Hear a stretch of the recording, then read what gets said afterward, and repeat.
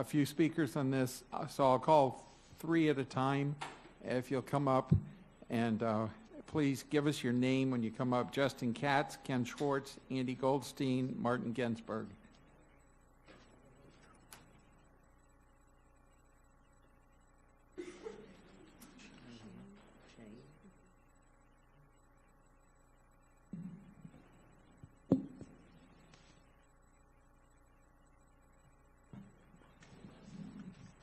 Mr. Katz. Thank you. First, I wanted to thank the board for scheduling this workshop to cover teacher evaluations because it's of monumental importance, obviously, to all of your employees in the district who are subject to these evaluations, and I appreciate, I can't state that enough, you taking a look at this. I've spoken, obviously on this topic for a number of years. As a classroom teacher, I was evaluated, paid very close attention to the system as it's evolved over time. And I think that, the message that the district sent out today is accurate, that, we are subject to what can only be described as terrible laws that seek to micromanage and usurp local authority to do basic functions such as decide how to pay their employees and evaluate their employees. So we are subject to these bad pieces of legislation.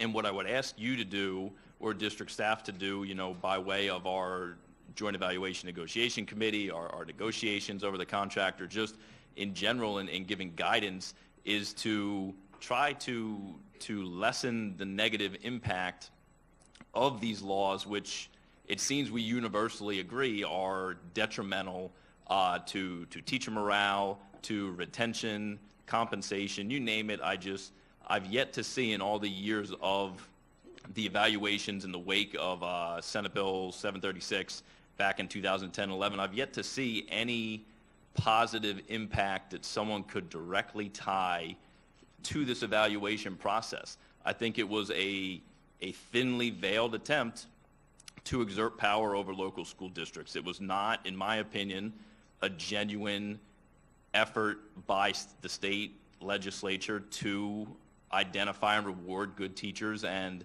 hold accountable teachers that are not performing their duties and get them out of the classroom, as they should be removed from the classroom if they're not performing their duties, just like a good teacher should be rewarded if they are. So I just want to make sure that the takeaway from this, and I know a number of other people are going to speak on it, is that we are subject to these laws. The laws are bad. We have a great degree of discretion locally. If you look around the state at the different school districts and how they carry out some of the education legislation passed in the past 6 or 7 years, there's a wide array of examples of districts working to try to deal with the negative impact. And I think that it's important not just for teachers. Obviously, someone could say that selfishly as the teacher and selfishly as the union president, I'm just trying to get teachers better evaluations. Obviously, I want teachers to have good evaluations, but that is not my objective. I made that clear in discussions and correspondence with each of you. I want a system that, as best we can confidently say this is our best effort and this is our most accurate way of evaluating teachers given the bad situation that we're in. So that's all I'm asking of you, is to, look at the statistics, try to get answers, or try to find solutions to these glaring disparities from school site to school site. I want to make sure that, people don't think, again, that we're here to bludgeon the district or people in the district who are involved in this process. It's just that there's no denying that something is not correct, that the statistics, whether it's instructional practice at some schools or the student growth component of the evaluation, if there's someone who's drawn some correlation or rhyme or reason behind 5+ years of data to justify this stuff, I've yet to see it, hear anyone tell it to me secondhand. It's just, I don't think that the goals are being achieved based on the legislation, and maybe it's because, as I pointed out, and as I think many of you agree, the legislation is terribly flawed and doesn't actually do anything. Thank you. Thank you very much. Mr. Schwartz. Thank you for allowing me to speak. My name is Ken Swart, and I'm an English teacher at Atlantic High School. And there are 5 things you need to know about me before I make my comments. I'm speaking only for myself and not for the faculty at Atlantic High School. I'm a Dwyer Award finalist. I'm an international baccalaureate instructor. I'm a 13-year veteran teacher. And in a previous life, I was a Metro Daily newspaper reporter, including 14 years at the Sun-Sentinel. I tell you these things not because I think you'll be impressed, and you're probably not, but because I want to make clear to you that I am an experienced, professional, serious instructor who cares about his job and wants to do a good one. That's why I'm so concerned about the current state of our evaluation system.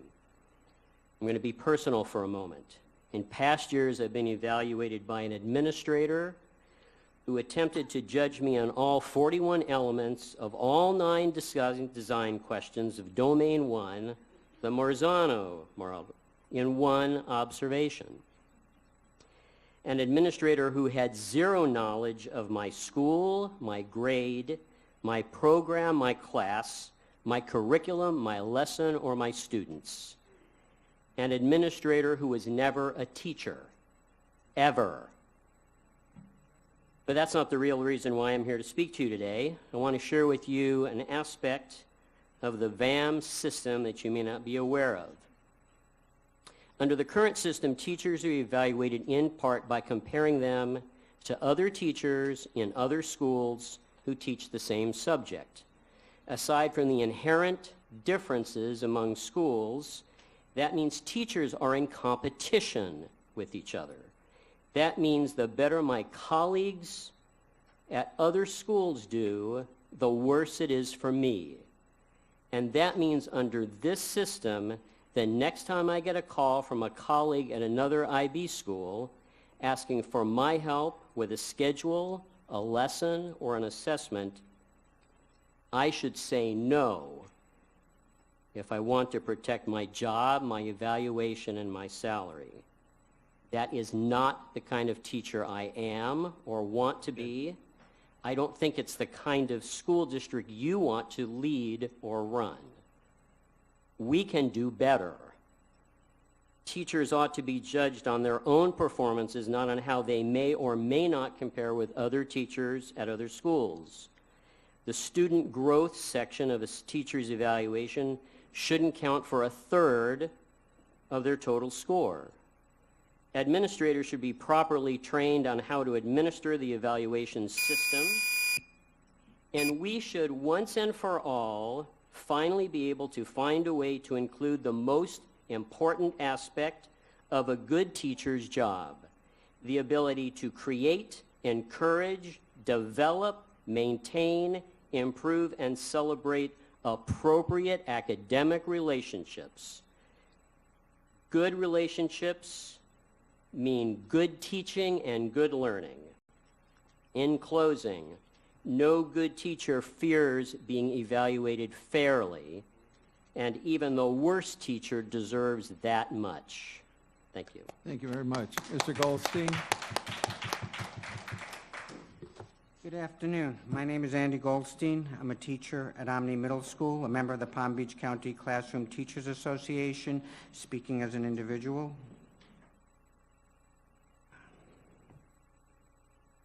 And the proud parent of a 9-year-old daughter, a 4th grader, at one of our public elementary schools. In its 90-day entry findings leading up to our school district's strategic plan, the district said the formulation and implementation of its strategic plan would be guided by 3 essential questions. Is it good for children? Is it research-based? And is it financially sound? I would submit to our school board that the current teacher evaluation system, as it is implemented, is none of these. The current teacher evaluation system, as it is practiced by our district, is part of Florida's system of accountability, which has led to a plethora of high-stakes testing, a drastic narrowing of the curriculum, a system that puts those that need the most help in ever further jeopardy, a loss of creative teaching and learning, and an all-engulfing focus on data and testing. Our teacher evaluation system creates two big classes of teachers, effective and highly effective, each with its own budget forecast of how much money is available and how much will be paid out. We heard again and again during negotiations for the collective bargaining agreement, how there was so much money available for teachers' salaries. And based on previous projections and future projections, there was this much for effective and this much for highly effective. And that puts the district in the immoral position of having a vested interest in making sure all its teachers are not highly effective, because they don't want to pay the increased amount for highly effective pay. Now, I can hear the argument, oh, well, if our teachers were truly highly effective, we would find the money. But I'd like to remind our school board and our school district that there were 6 years when we got at least effective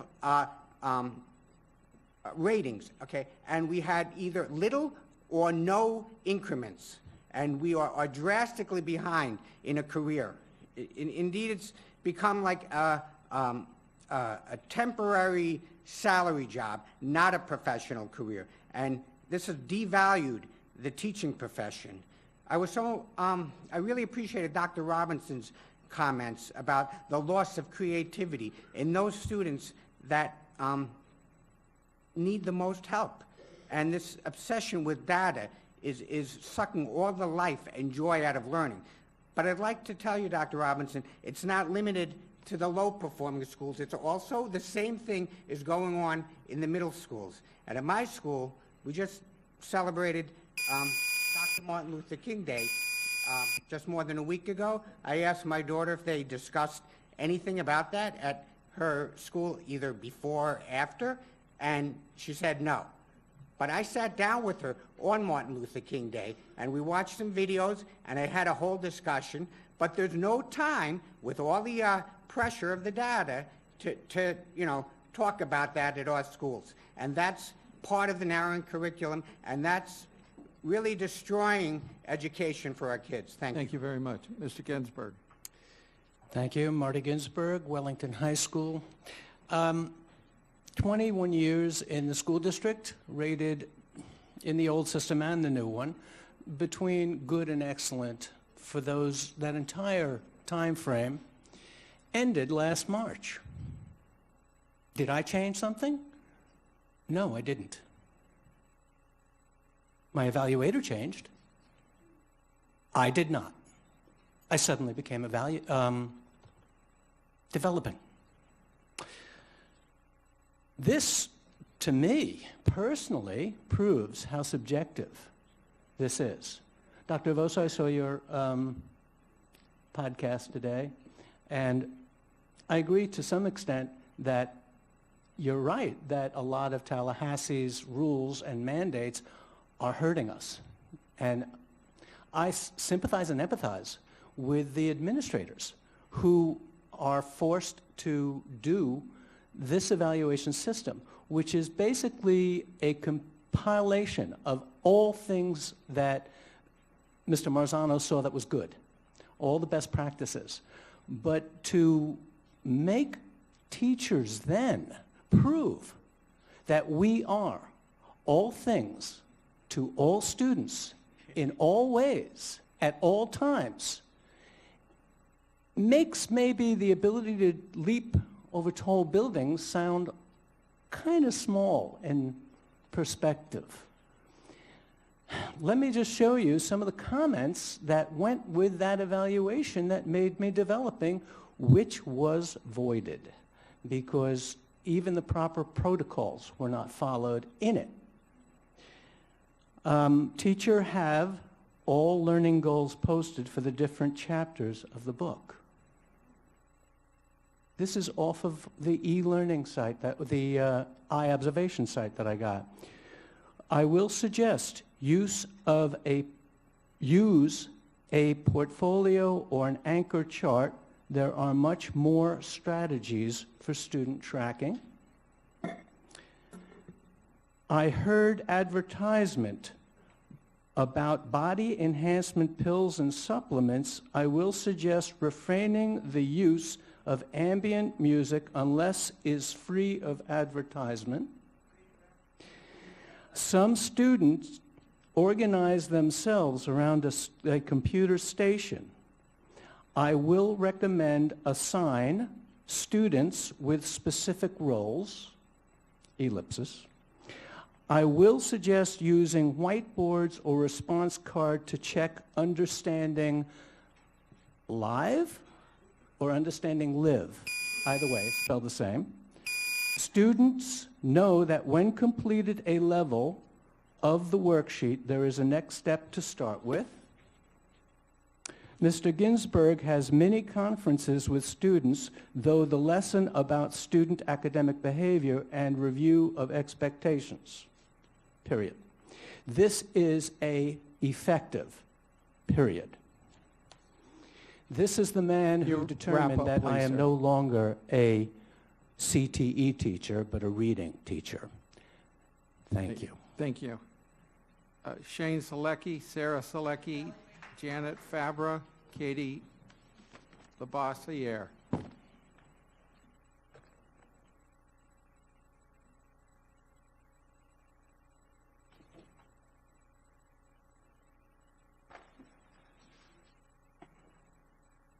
Let's just go. Okay.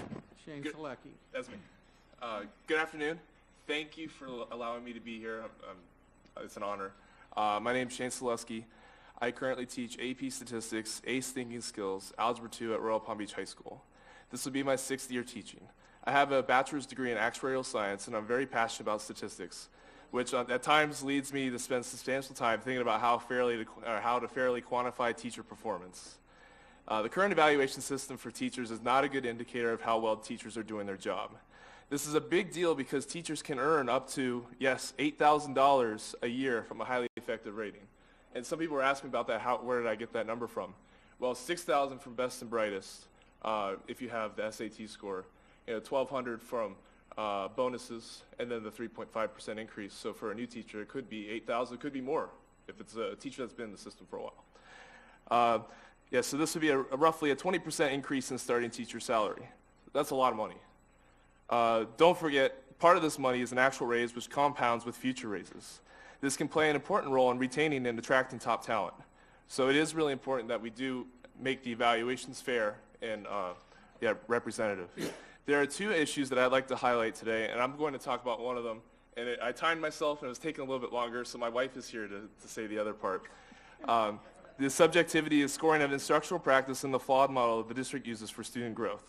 So I'm going to talk about the district model. First off, I want to say the VAM for ELA and for Algebra 1 is actually very fair because they match students individually based on characteristics. So you're actually, as long as they do better than kids who have the same pre-test score coming in, the amount of days absent, all these variables that are very significant. It's not perfect, but it's actually very fair. But the district model for non-VAM, so for AP, ACE, IB, or even such as biology, all right, it's not fair. And at first glance, it does look like it would be fair, but they're splitting all of the teachers into 3 or 4 different categories based on pre-test scores. So I want to give you an example from my situation. I was lucky enough to get highly effective for AP Statistics last year. As much as I'd like to take credit for that, part of it has to do with where my students were placed within the cohort. I was in the moderate low cohort, which is the bottom group. But I did have, they had a better academic history as opposed to what I usually have. And they were placed at the top of the cohort. So surprisingly, well, not surprisingly, at the end of the year, they were, I think it was 84th or 85th percentile, about where they were expected, where they were supposed to be. Well, this year, and let me talk about that year. I had 3 kids that took BC calculus already. I'll finish this up real quick. 3 kids that had BC calculus. The majority of my kids were levels 4s and 5s. Now, this year, I'm also in the same category, but I'm in the middle of the cohort. I only have 1 person who has taken BC calculus. I have mostly level 2s and 3s. And so I'm in the same group expected to have the same pass rate. And so that's not fair. So that's something to consider. And then also, I have an issue with the pass rate Okay, because, you need to wrap it up. You Yes, just used yes. 3. Thank you very much. yep, yet you only consider the pass rate and not individual performance of a student. So regardless of where they are coming in, we should be optimizing the performance of the student rather than they pass the exam or not, because there's a lot of success to be made, regardless of whether they pass the AP exam or not. All right, and I'll. Okay, thank you. Okay, so my name is Sarah. I'm a biology teacher also at Royal Palm Beach High School, and I'm going to present the second point here that my husband wanted to present to you but ran out of time for. Instructional practice is being scored differently from school to school, and that's kind of already been brought up, the subjectivity and evaluation, so that we understand that each school shouldn't have the same percentage of teachers earning highly effective for instructional practice.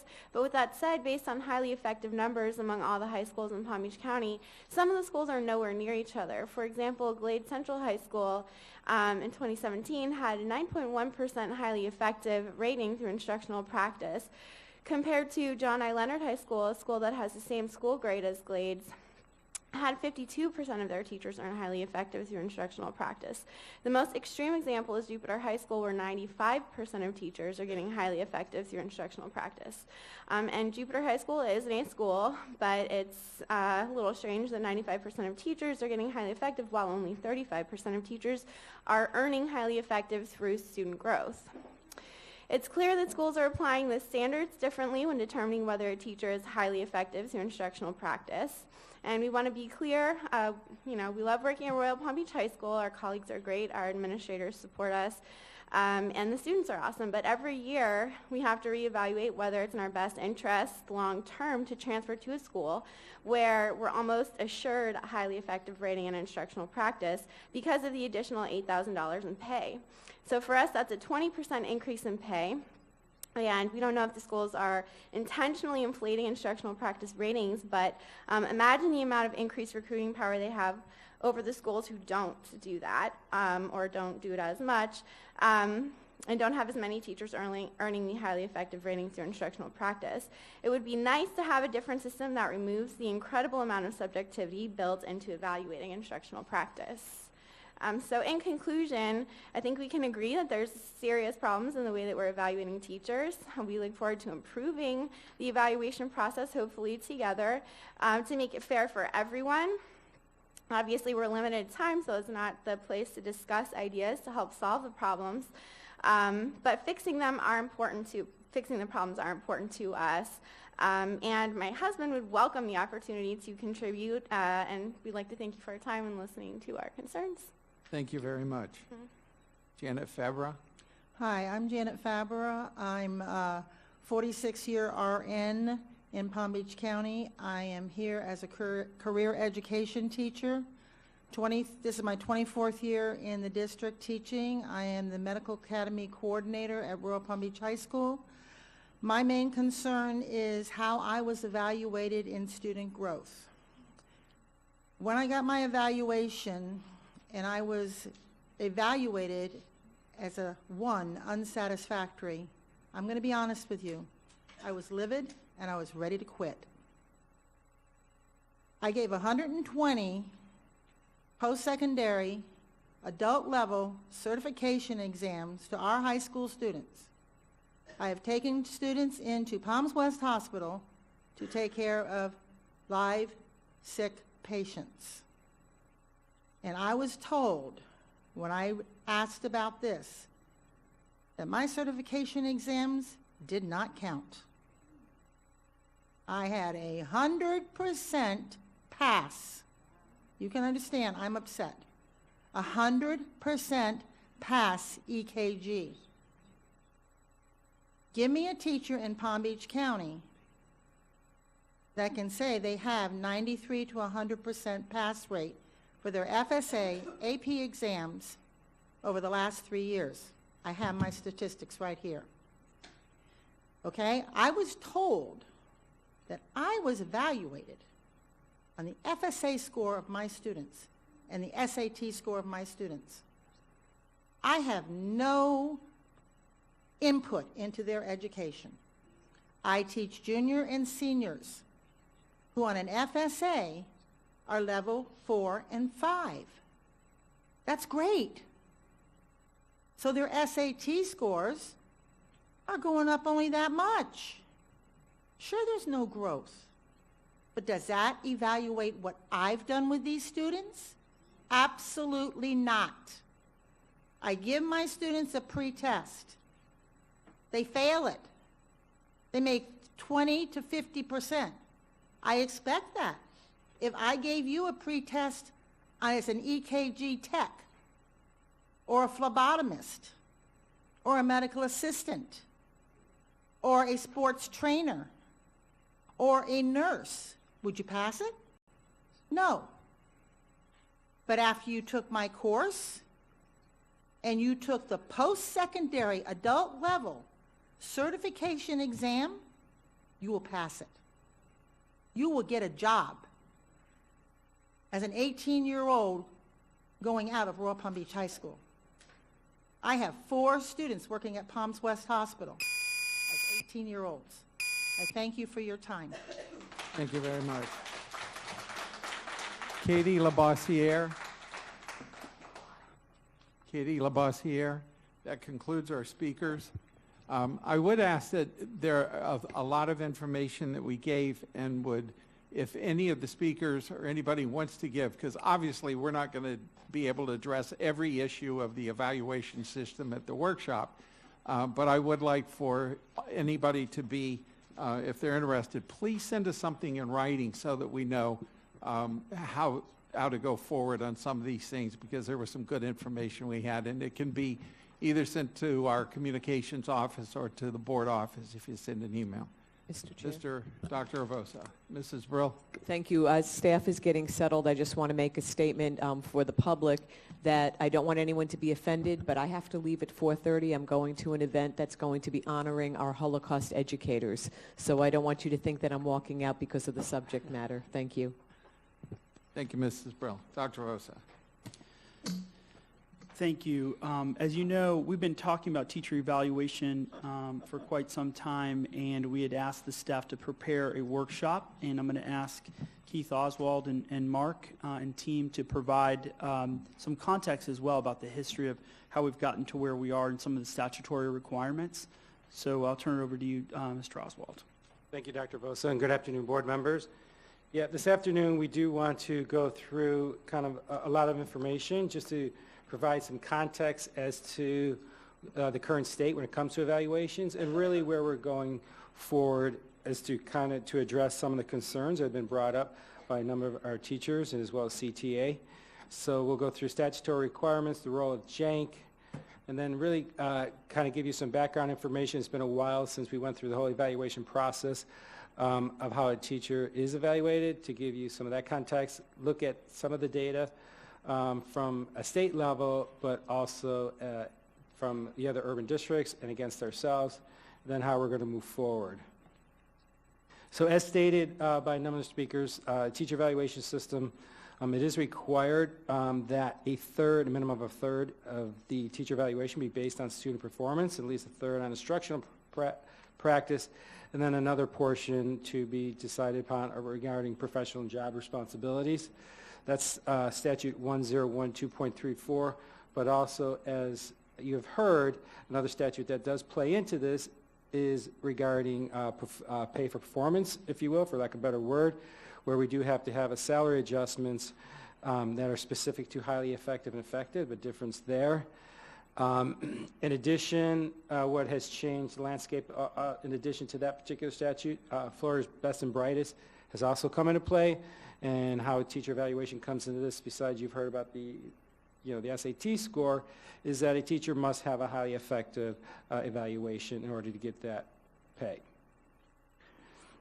Again, this in the Florida statute column here, you can see the minimum requirements, and then how we really kind of go about our process and how we have decided how to break down those components is through the Joint Evaluation Negotiating Committee, which at that point it was decided upon that instructional practice portion would be weighted at 57%, student performance at 33%, and deliberate practice at 10%, and I'll unpack those as we move forward.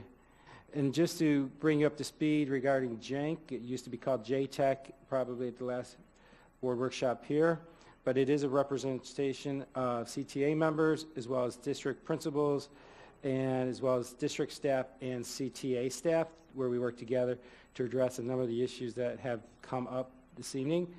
Also, this is where we make amendments and come to consensus to moving forward. And our primary communication tool that we use to get this information out is the JANK newsletter. I know this issue's come out where some people feel they have been uninformed about how they are evaluated. This is just, did not come across very well, this JANK newsletter. You did get a copy of this in your packet, in the JANK newsletter that you have. Really goes through the whole evaluation that went out earlier, and I'll point out some of those components as we move forward. Now I really want to go into the next section around teacher evaluation process, how a teacher is evaluated. This is the Marzano teacher evaluation map, and what the piece I'm talking about now is really just the category of instructional practice, the 57% weight. So teachers do get a classroom observation where they do get scored in each of these particular elements, which is about 60 elements. When you look at both the front and back page, you do have a copy of that as well.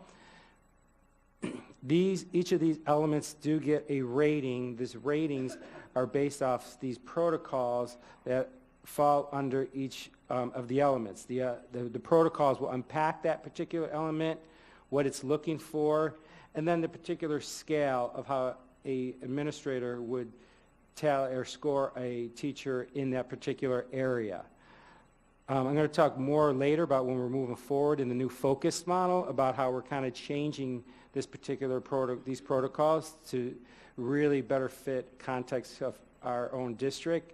Remember, when this evaluation system rolled out, it was decided upon by May in the legislature, and we had to implement in August. So there was literally about 3 months to really kind of turn this around. So we just kind of went off the shelf with these particular current protocols. We're making adjustments moving forward. The conjunctive scoring, I'm not sure why it's coming up like this, is a bad picture of it, but conjunctive scoring, so in each of those elements that I described, the teacher gets those ratings, innovating, developing, etc. They get those scores. So category 1A teacher, in order to be rated highly effective, category 1A would be a first-year teacher. In order to be rated highly effective instructional practice, they would have to get 51% or more of those ratings in the innovating area.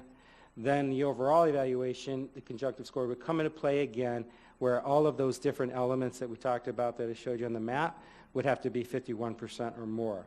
Category 1B are second-year teachers. Category 2 would be 3 years or more experience, and those would be the ratings. So in the more experienced teachers, it would be 60% of those ratings would be at level 4 or innovating, where they're scored at.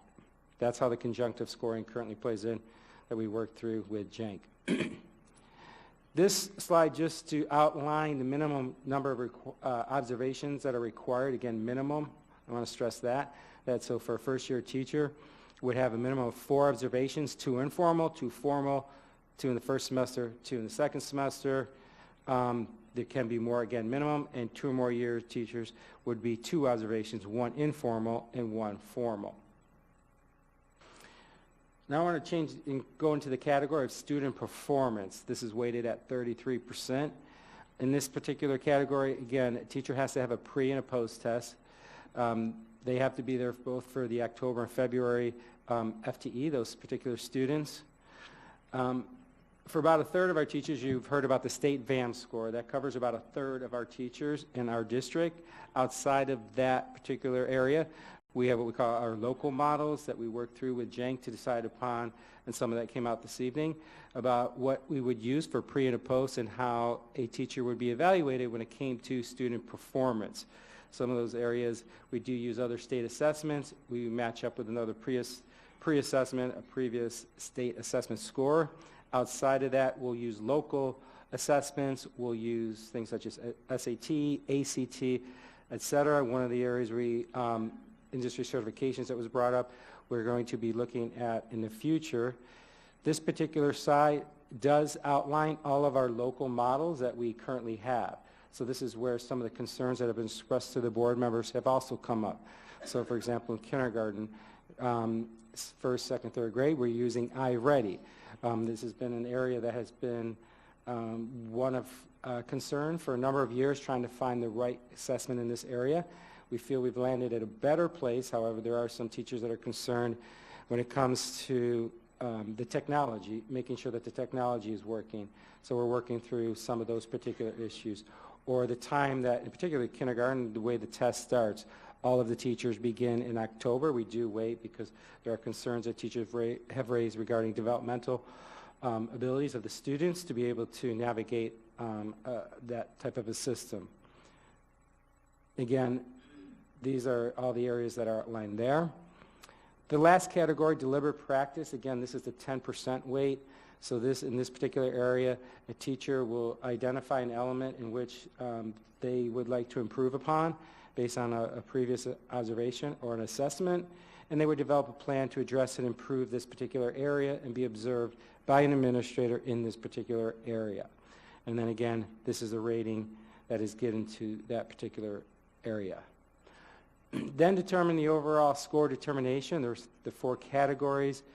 Needs improvement, developing, just the difference there is just depends on the years of experience of the teacher, but relatively the same.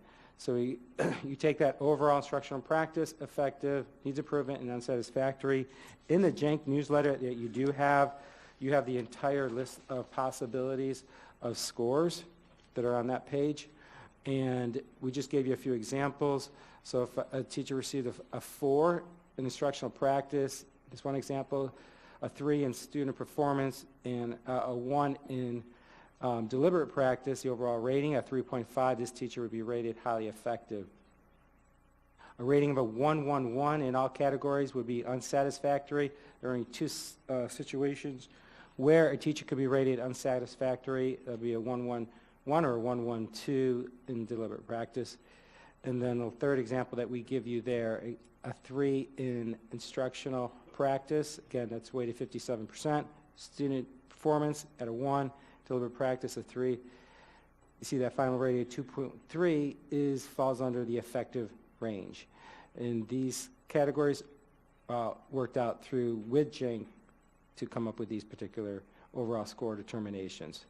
Now I want to look at some of the data. I first want to, and this is really important when we talk about the local issues we were having are also being seen throughout the entire state. This particular slide is data of those teachers, the numerator here are those teachers with a state VAM score compared to their instructional practice that have been reported to the DOE. So you can see in the highly effective area, more than twice the number of teachers that were highly effective on their VAM score were highly effectively rated in their instructional practice. If you look at the other category and are unsatisfactory, you can see that about 6,700 teachers on their state VAM score received a VAM score that was considered unsatisfactory, yet their overall performance in instructional practice, only 107 of them were rated unsatisfactory. So again, concerns around that particular area. When we compare ourselves to other districts throughout the state, the other urbans that we often compare ourselves, you can see there's great variance amongst our urban districts when it comes to the overall teacher evaluation, as low as 10% at Pinellas, as high as 75% at highly effective in Orange County. The state average is probably where we most closely mirror our own district.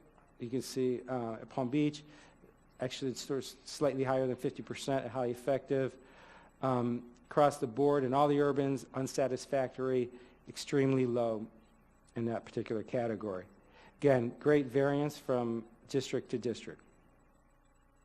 Now looking more locally, this is comparing FY16 to FY17. You can see here when we've had an increase in the number of teachers rated highly effective in both instructional practice as well as deliberate practice, more consistent when it came to student performance, but overall an increase in the overall evaluation at 62% compared to roughly 54% the previous year. Another question and concern that sometimes comes up is about the years of experience. So we did want to just break this down a little bit. Again, 1A, 1B, first year, second year, and then 2 or more years is category 2. So here I just want to draw your attention that a teacher in Palm Beach County that is in their first or second year is more likely to be rated, actually I should say a teacher with more experience is more likely to be rated highly effective instructional practice, and their overall evaluation is more likely to be highly effective. You can see at 65% based on experience. However, when you look at student performance, it's relatively more flat and really not as much of a change when it comes to student performance. Another question that we often get, and we want to bring your attention, this is probably a lot of information, a lot of the concerns that have been brought to the board, really comes to the variance from school to school. So I want to draw your attention here. We're looking at instructional and practice and student growth, breaking that by school level, and then also breaking that down further by both title and non-title school. So here you can see that you're more likely to be rated highly effective in instructional practice at a non-title school than a title school. In addition, when you look at the variance across school to school, we do have variance across school to school about the number of teachers that are being rated highly effective at some schools versus others. So in some title and both non-title, we have some where very few teachers are being rated highly effective, as well as those most or more being rated highly effective on instructional practice, and then really kind of a lot in between there as well. So moving forward, one of the areas we're going to talk about is the training and inter-rater reliability is a huge area of growth that we need to address. When it comes to student growth, there's less variance, but still some variance when you compare Title I and non-Title I, that you're more likely to be highly effective in student growth at a non-Title than a Title I school. Some of that variance can be accounted for when we look at the teacher experience, and we can see that our first-year teachers, the majority of these teachers are landing in our Title I schools, so in particular at the elementary school. So some of the previous data that we looked at when we looked at overall evaluations, especially when it came to instructional practice, they're more likely to be rated in the effective range than the highly effective. These teachers are more at our Title I schools, so an area that we need to be looking at when we're looking at compensation and retention for our title schools. So a lot of information so some of the challenges, really kind of learning from what happened when this originally rolled out. I told you one challenge was really about the timing, this rolling out 3 months to turn this around. Because of that, the schools received the training before any district staff received it. So one of the challenges is that we've had a misalignment in communication from central office to the schools, from department to department. We want to change that with the new focus model. Administrators were also trained separately from teachers. Because there was a quick turnaround, we worked closely with LSI, so we had trainers that were from throughout the country, consultants. The delivery was different depending on which consultant you had, so there was a lot of concerns from administrators around that particular rollout. Trainer-trainer model can be a good and effective use. However, it really depends on who that trainer is going back to the school, and it has been not as effective as we hoped in this particular area. When you looked at that teacher learning map, domain 1 is where we focused on the first 3 years. There's on the back side, there's an additional domains that we didn't start implementing for 3 years later. Those particular areas do address some crucial components when it comes to improving teaching and learning, in particular the area planning. We must begin with planning, and that area did not start till the year after. In addition, there's been multiple changes from year to year, so I think the confusion that you get and that you hear from teachers is there's changes from year to year, and teachers aren't sure of how they're being evaluated, and that's coming out through JANK and JTEC. So moving forward, currently we're working very closely with JANK to really look and roll out this Marzano focus model.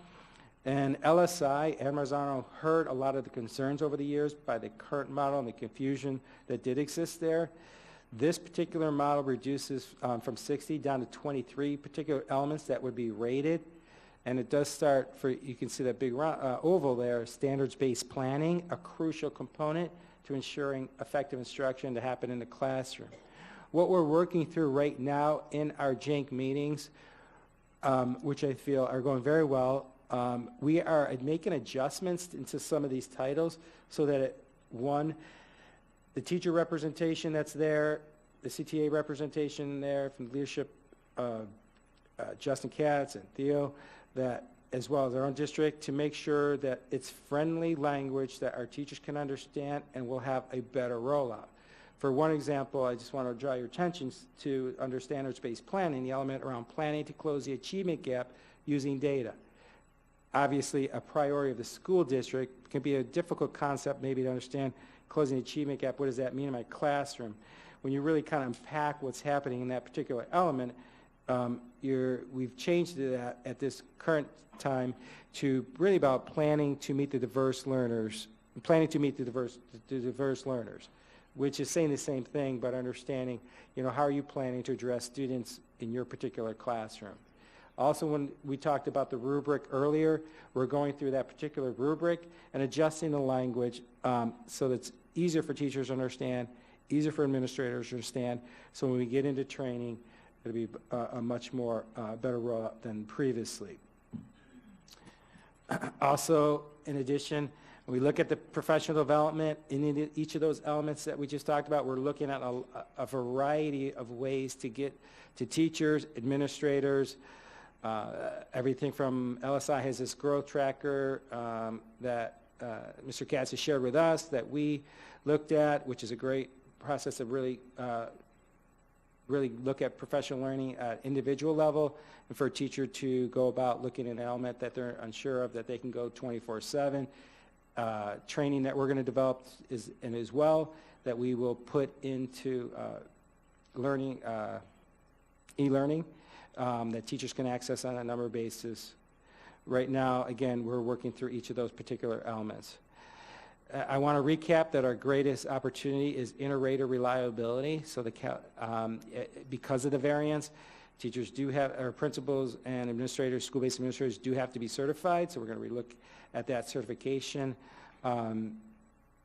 every 3 years and to see if maybe that needs to happen more often. We're really looking at that piece, instructional rounds, working with our principal supervisors and how we do that, and particularly when it comes to monitoring, so that we're not caught off guard at the end of the year. We want to have regular data cycles with our instructional leadership to look early in the school year when we're seeing particular schools that are outliers and are on those levels on one end or the other when it comes to instructional practice, to address those particular areas. Compensation is another area that we need to look at when we talk about our hard-to-work-at schools, our Title I schools, and ensuring that compensation is provided for those teachers in those areas. And really, this is about coaching and feedback to really help teachers improve. So we've heard concerns about the feedback. How do we ensure that that coaching and feedback is the right coaching and that teachers are getting the right feedback to really help them grow? So at this time, I'll go ahead and turn it back over to the superintendent, and we'll open up for any questions.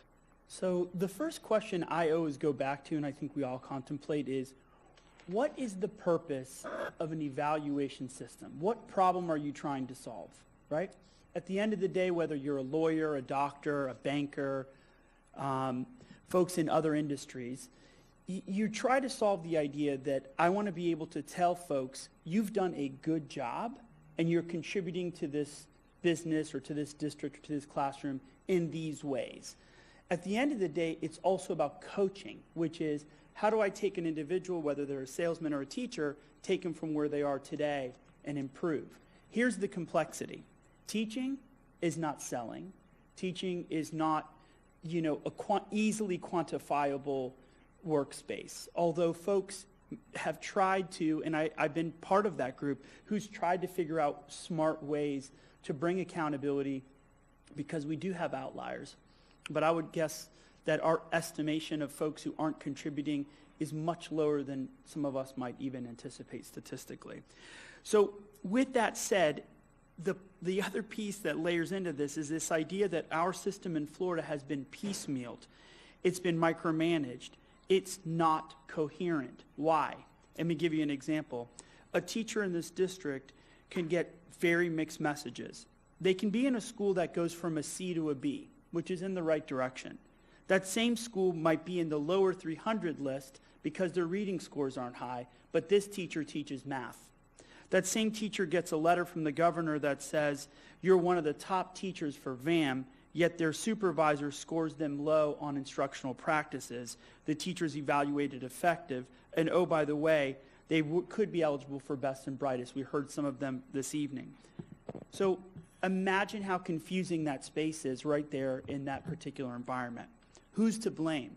At this point, it doesn't matter who's to blame. We're going to have to sort out, I think as Mr. Katz articulated well, we have to sort out the conditions that we're in and make the best of it. I've worked in 3 states and 4 large districts. I've never seen a system that's perfect. But here's my commitment before we take questions, is that we're going to continue to work to make what we have the best it can be and improve it each and every step of the way. That's the commitment that you have from our administration. We'll open it up to questions, Mr. Chair. All right, questions. To start it, I do want to put one issue up that but I think the speaker already left. It was a lady who teaches in a tech program.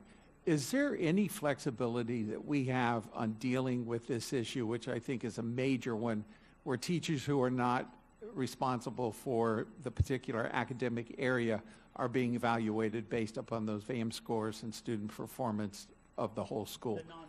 The non-tested. Yeah, and the non-tested areas. The non-tested areas. Yeah, so there's a lot of conversations, and I'll let Mr. Howard, I know you've addressed it probably more over the years with Jane. Yeah. So, Mr. Shaw, the question would seem on its face to be a simple question, right? But one of our philosophies has been to add as few high-stakes tests as possible.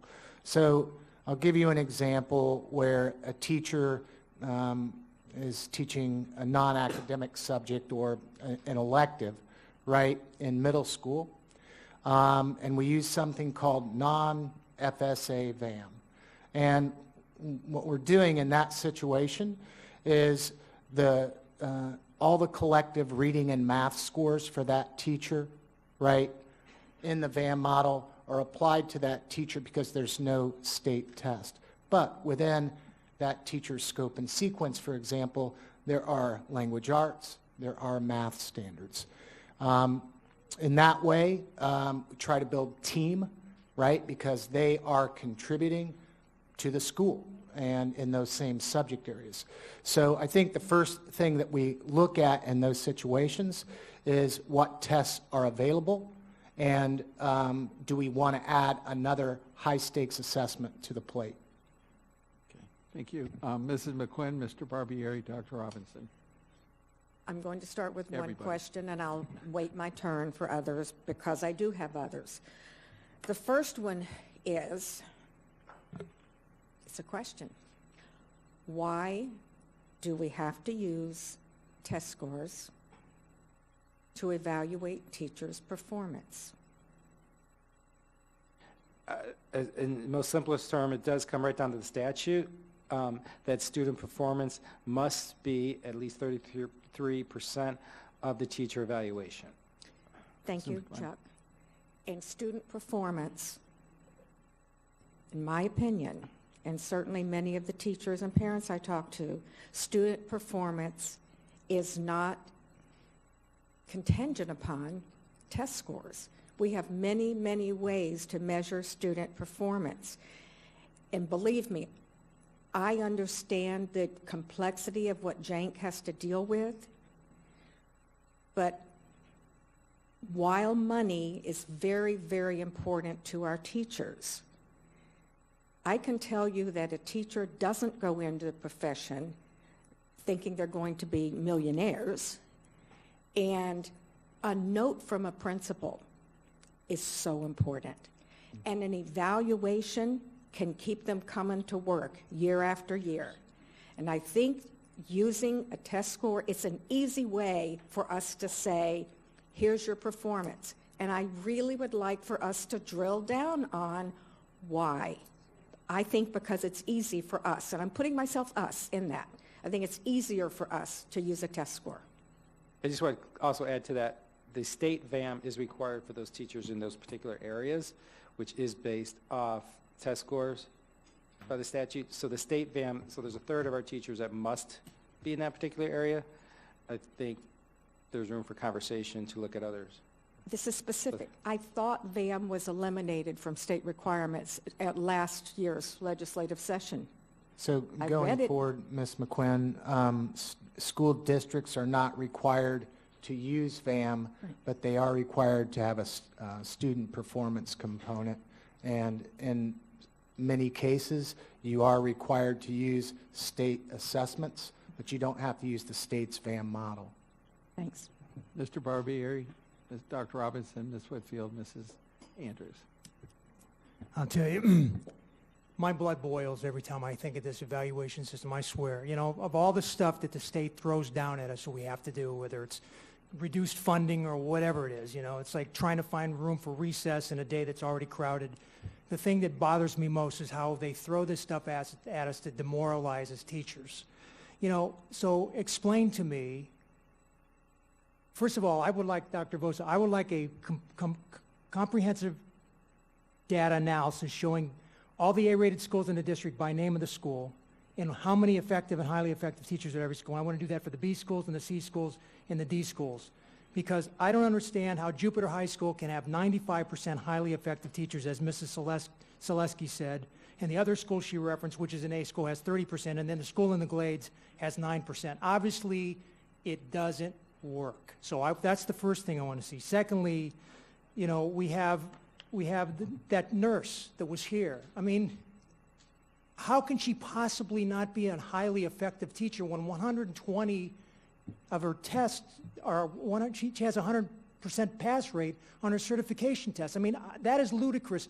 It seems to me, I understand this stuff is thrown down our throats and we have to make it work, but we also have to make sure it's working so that it has some effective meaning, because it's meaningless. I mean, you can't say that this system is working when those examples are there. And as soon as we see this report showing all the A-rated schools in the district, whether high school, middle school, and elementary school, and you all see the difference in how many highly effective teachers are in this school and how many are in this school, we're going to see how ludicrous this system really is, because it is not working. It doesn't have any, it doesn't show any valuable data with respect to how teachers are teaching, because it just by the fact that we have a nurse that gave that example and Mrs. Selesky gave the other example, and then we have the teacher that emailed all of us this morning from Belglade Elementary School, her fourth grade team, none of them were highly effective, yet their VAM scores showed they were highly effective. And I get it, Dr. Vosa, that's only the governor's VAM score, but as we discussed, there's got to be a reason why those teachers were effective and not highly effective when they're the ones that brought that school grade up. So, you know, we have to do something, because it's not so much the money, it's the demoralization that we're putting on our teachers. I mean, how do we expect them to come back to school every single day when we tell them you're not highly effective? I mean, we have to do something. I mean, I'm just so aggravated. I've always been aggravated about this evaluation system since the first day we had to do it. Again, I know it's being forced down our throats, but it has to work so it's meaningful. When we see these huge differences, glaring result differences that show that it's not working, it's not valid, then we need to do something to change it. And we should start with that teacher, that nurse, that somebody should review her evaluation, and she shouldn't be, what was it, developing with 120 test scores that are 100%? I mean, it's disgusting. I swear it's disgusting. I don't have any questions other than I want to see the data on all the schools. Okay. Dr. Robinson and then Mrs. Whitfield.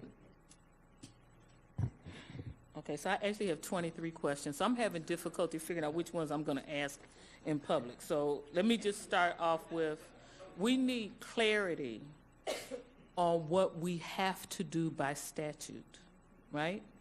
I mean, at least I need clarity on what we must do by statute and what we're deciding to do, right? And then work from there. Now, to Mr. Barbieri's point, the whole thing, in my opinion, is fraudulent. I think the school grades are fraudulent. I just think the whole thing's fraudulent, and I'm put a period there and move on to some of my comments and questions. So I'm glad to hear you're talking about the inter-rater reliability not being there. So I'm really concerned about what we're going to do, right? And I'm sure it would be a long answer. So let me just offer a suggestion in case you haven't thought of it, and that's if you have videos of classroom walkthroughs, like you could tape it, and then as part of the training, so you're doing that part of the training, then we could say, this is this and this is that, and okay. So that's one. The other piece that I didn't hear clearly come out in the presentation is all these non-classroom teachers that get lumped into this. And so it's really curious to see the huge percentage of non-classroom teachers that get highly affected. So I'm going to pause. I would like to know if you have an explanation for that. So currently, non-classroom teachers do fall under the same model. Their LSI has come out with a new non-classroom teacher evaluation that we have shared with Cenk that we are going to look at as a way to address that particular concern and issue. The way the current Marzano model is designed, out-of-classroom teachers are more likely to be rated highly effective under instructional practice when it comes to the monitoring for student performance, because often they may be working with a smaller number of students at a particular time. So we are looking at that particular area to have potentially a separate model. I just, before I relinquish the floor, I need clarity on this. So I have listed in my notes that the folks who are included in this are classroom teachers, school counselors, media specialists, therapists, and psychologists. There's probably a few others that are missing as well. Okay, so the psychologists don't have any students. I mean, it's just something, I know it's very wrong. I guess you can explain how it's wrong and then how this new LSI model is going to improve things. So I'm glad to hear that we're talking about a separate evaluation system for non-classroom teachers. And before I relinquish the floor, let me just ask, has anybody ever seen a study, and especially if we don't have it here, we need to do it here, that correlates instructional practices scores on Marzano with increase in the student academic achievement? Because before, I've looked for this, and I can't find it. And so I just want to know. I mean, it all sounds good and everything, but let me just, and I've said this before, so in medical school, we're taught to stand on the patient's right side, right? I'm sure there's some reason for that. I think it's to stretch the stethoscope, but never mind. So you would flunk, right, if you stood on the left side. So, but maybe you're left-handed or something. But if you can do an adequate and accurate exam of the patient, what difference does it make? And so Marzano is what, like, everybody says this is how teachers should govern themselves in the classroom, right? And it should lead to improved academic outcomes. But do we know that? Is there anything that says that it will? I mean, because there's nothing that says standing on the right side of the patient helps me hear better, right? I'm just saying. Is anybody ever seen this? We can provide you the research that's behind the current model. And we can provide that for you. Mr. Oswald, can you explain to the board, I wasn't here 5 or 6 years ago when we chose Marzano, what was the process, what options did we have? Because in Georgia at the time, you could go with one of 3 models, a homegrown model, I think Danielson, and Marzano. Is that what Florida offered? Correct, that was the same for here. So the majority of the school districts went with either Danielson or Marzano. Miami-Dade did create their own home-based model. And because of the timing of this, our system was in great influx at that time, if you recall. We had to quickly turn something around. It was decided upon Marzano. So how long have we been on this path? 5 years. 6 years, sorry. Since 2012. Mrs. Whitfield. Thank you. I have some questions and comments as well. The first thing I wanted to say about this is thank you to everyone who's helped me understand this, and I'm sorry I keep asking the same questions over and over again, but I'm getting a better handle of this, so thank you for all that time that you spent. A couple of things that I think are really important to talk about during this. One of the questions that I had was about legislation that's coming forward, and how it would affect our ability to give raises in the future, and how it affects the best and brightest model that's currently out there. From my understanding, just to share with everyone else, that right now they're looking at moving the best and brightest funding so that it doesn't come from a state group of funds. It'll come from our FEFP money, which would mean that it would shift the burden onto the local school district rather than to the state to pay for this best and brightest funds. And with that shift of money, they would actually take away a lot of the funds that we would have available. So as we're planning for any revisions to this evaluation process, I think we should keep that in mind, that they may shift this funding for us in the future, and of course that's just a concern in general. The other thing that I've been thinking a lot about is, how would I feel if this was me and my principal or my boss came to me and told me, you didn't do good enough during this one time throughout the whole year that I came to look at you. And that would it would totally demoralize me, as Mr. Barbieri had just said, and I think I wouldn't want to come to work anymore. So I think that the reason that it would demoralize me so much is because I wouldn't have any other options. You have your one shot throughout the year, and that seems to be it. So I don't know if in the process of this statute, do we have any ability to institute an appeal process? Because I could tell you that I know if I've been evaluated correctly, or if I believe that the evaluation that I've done, and the people that come to us and feel that their evaluations were not done correctly, is there any way that we could have another person come in and look? So that would increase our ability to have some inter-rater reliability, because someone would be able to say, I don't think this is a true representation of my skill set. And then you have somebody else come in and look, and then that person would be able to say, actually, that was exactly accurate, or that person was way off. I know that would take extra burden on us. The last point I wanted to make before you answer that question is, because I don't want to lose the floor, well, two things. One is that I think that this brings up a point that I've made in the past along with other fellow board members, is that when we're looking at these scores, and from some of the comments that were made tonight, we really are not incentivizing people to go to our Title I schools, and we're not saying that when you go to a Title I school that we're appreciating what you're doing, and that how hard you're having to work to really bring those students up. And so I think that if we, as we're looking forward in this next year to where the funding is going, we are going to have to think, how are we going to make sure that if a teacher goes to a Title I school and is going to lose their ability to be highly effective, how are we making up for that as a school district throughout other process of, I've always talked about complexity as being a possibility, the way that we do for principals. So maybe that's something that we could think about. The last question, and I'm sorry, I've piled all these on you, but I hate losing the floor.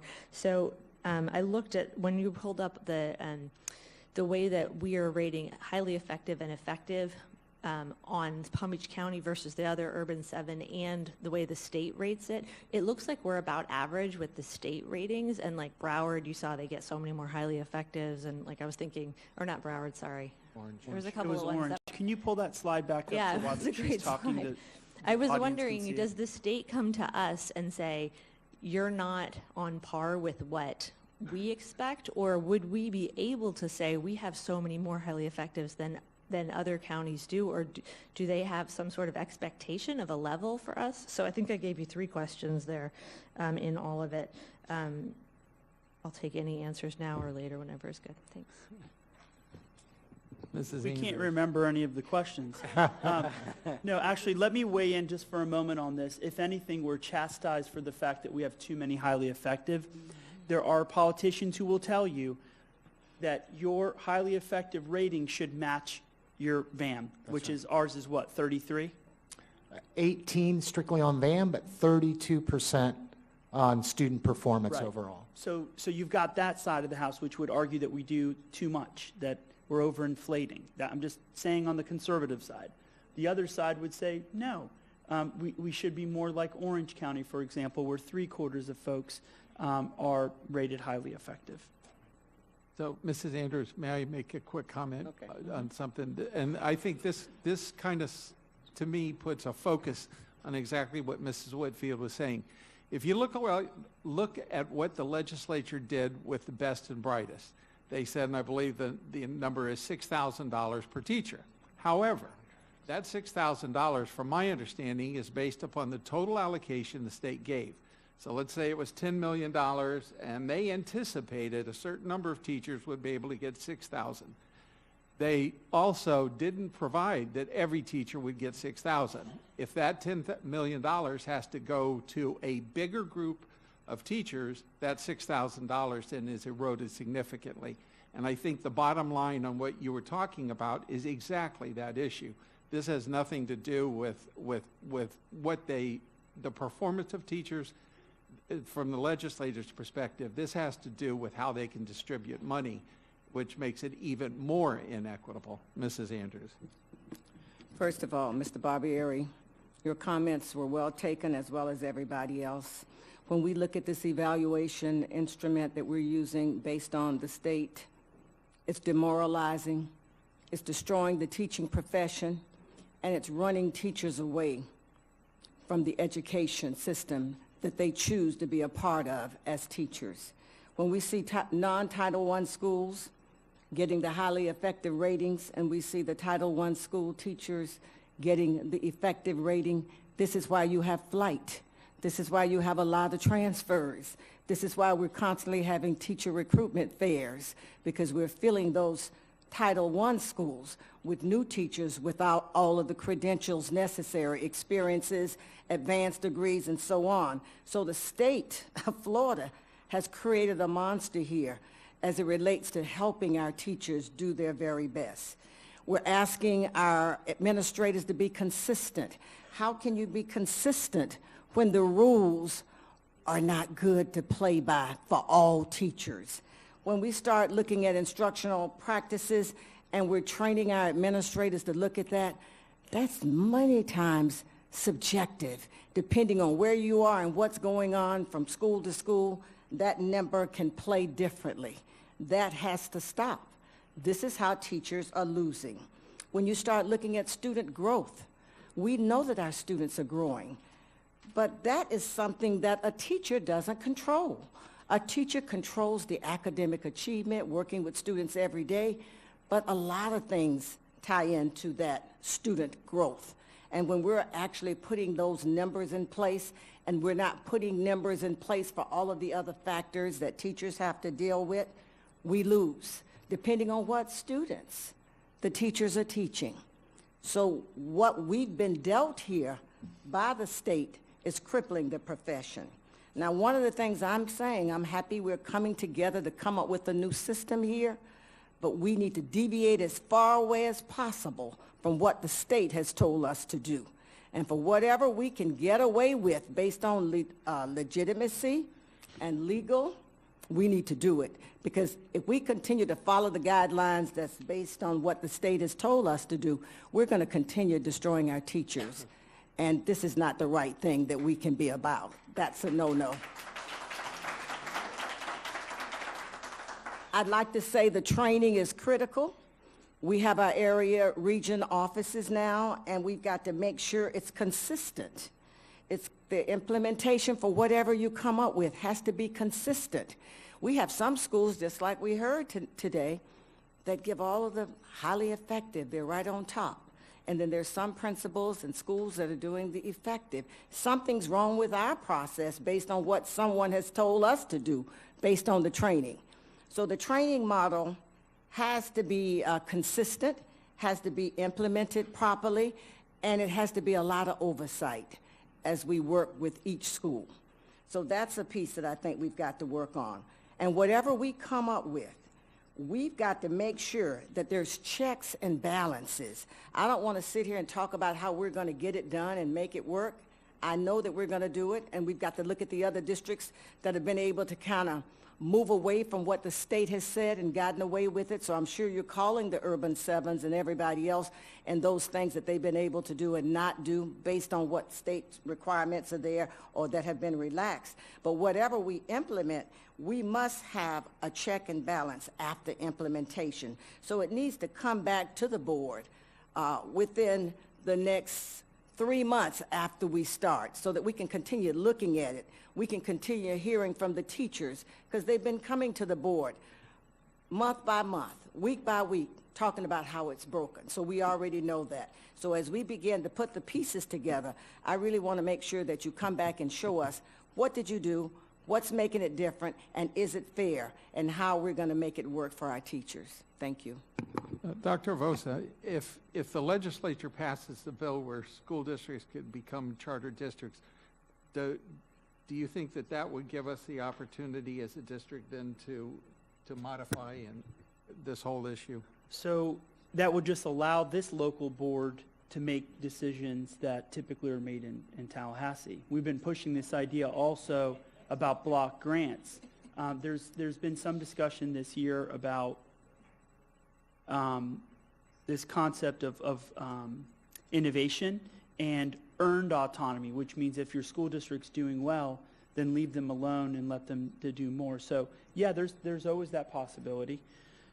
If you don't mind, I'd like to make just a closing statement. Well, I mean, just from my standpoint, it wouldn't be closing the project out or the workshop out. There is no perfect system. I think we can all agree on that. The system will never be free of subjectivity, no matter how much training we provide. But we have a long way to go, and we can get better. I guess what I'm saying is we can get better.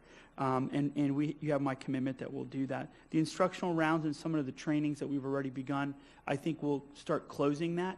We've seen an almost 10% increase in teachers that are rated highly effective over the last year or so. And we hope that we'll be able to really sift through that and make it more fair and equitable. Because at the end of the day, we always have to start with that same question. What's the purpose of the evaluation system? How can we push back on the state and locally try to create something that's more coherent and understandable for our teachers? Thank you. Dr. Robinson. Thank you.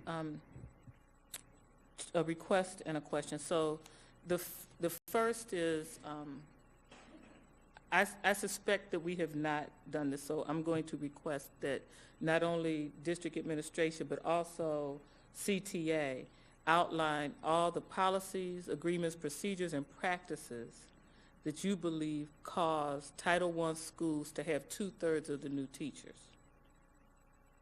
Because, I mean, this is a constant problem, and the only way we're going to start addressing it is to list. I do think that this issue of this skewed evaluation is an issue, but this is a long-standing problem that existed before this particular madness. So I would hope to see those lists. And then the question is on this conjunctive scoring form. So I missed it the first time I looked at it. So essentially, Category 1A and 1B teachers are required to have greater than 51% of their ratings at the particular level, 2, 3, 4, whatever, to receive that rating, right? But Category 2, which are the more experienced teachers, have to have greater than 60% at a lower level, according to this, if I'm reading this correctly. So I'm just trying to understand. Yes, see, so if you're Category 2, and 60% of your ratings are level 1 or beginning, or level 0, not using, then you get needs improvement. But if you're a first-year teacher, greater than 51% at level 2 gets developing. It's something.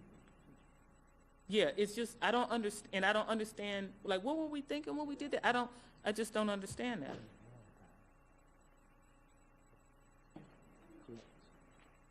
Because it's almost like we have lower expectations of experienced teachers. They made this decision during a JENC meeting, I want to say about 2 years ago, 3 years ago, 3 years ago. Okay. Where the belief was that by having a difference in the 51% versus the 60% was that you were being more rigorous on the first year versus the second to third year. That was part of what I was told about the rationale behind the decision. I'm not a member of the council to be able to go deeper into that. Can you guys tell us who's on the committee? How many teachers, how many administrators? Yeah, there's 3 teachers, three principals, one at each level, elementary, middle, and high. District staff that include Ms. Cross, Mr. Doherty, myself, Mr. Howard, in addition, Mr. Houchins, and then on CTA side, we have Mr. Katz, Theo Harris, and a couple other CTA representatives. Can you also explain the difference between conjunctive and dominant scoring? The conjunctive model, the way it's designed, is supposed to be more favorable towards teachers. This was what we've seen from other districts and from Learning Sciences International, the company that brought Marzano to Palm Beach County. With conjunctive scoring, because of that set of percentages, where you saw the example that you brought to the table, Dr. Robinson, the 51%. In order to be highly effective as a Category 1A teacher, at least 51% of all the elements you're observed upon need to be at innovating. That means that the other part, that less than 49%, that piece could be at the lower end. That could be at developing, not using, beginning. So the rationale behind the model of conjunctive scoring is it's supposed to allow the teacher to receive areas of recognized need for growth, areas where they might be scored on the lower end, but at the end of the year still have the ability to be rated either effective or highly effective. Now, the piece on dominant scoring, I think the language is slightly different there because our district uses dominant element scoring in conjunction with conjunctive scoring, where you're rated in the classroom based on the dominant elements that help push the flow of instruction forward or halt the flow of instruction. Okay, with that wonderful comment, I hate to say that the legislature did it to us again, but we have a time certain on dealing with one of the mandates that we got from Tallahassee. So we're going to have to recess right now for a few minutes because we have time certain on the public hearing for instructional materials adoption. So we'll come back to this as soon as we can. So at this time, let the record show that all 6 board members are here. Mrs. Brill had to leave. And just so that the public's aware of what we're dealing with, this is a mandated issue that we have to deal with based upon legislation that came out of Tallahassee on adoption of materials. So Dr. Vosa. And we have no speakers.